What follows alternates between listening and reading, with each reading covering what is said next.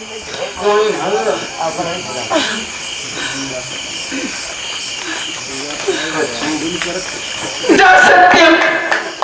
तुम्हें तो नहीं अपना पर सत्यम, लेकिन तुम्हारी निकाली नन को लेकर मैं क्या करूंगी सत्यम, क्या करूंगी?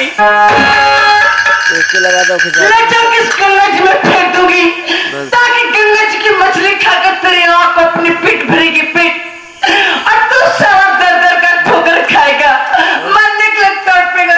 अरे वो लड़की क्या फेंक रही हो?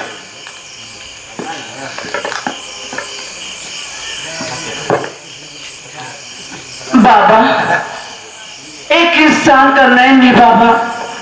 इंसान का नयन? हाँ बाबा, एक इंसान का नयन है, इंसान उसी को मैं फेंक रही हूँ बाबा। बोलो, इंसान का नयन तुम्हें कहाँ मिल गया? क्या बताओ बाबा, एक जिस इंसान के नयन है बाबा, वो इंसान एक रोज मुझे बुरी निगाह से दिख रहा था, मेरे बारे में उल्टी सीधी बातें बोल रहा था। ये बात मेरे पिताजी को मालूम चल गई, तब पिताजी ने सोचे कि एक नौकर का बेटा मेरी बेटी पर बुरी नजर डाल रहा है।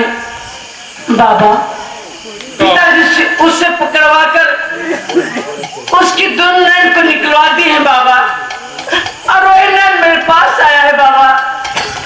तो मैं सोच रही नैन को लेकर मैं क्या करूंगी, गंगा जी में फेंक दो बाबा। नहीं,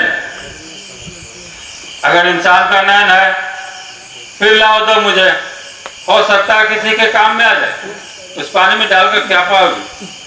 लाओ दो। लीजिए बाबा। जाओ उसमें हाथ धो लो और चले जाओ यहाँ से।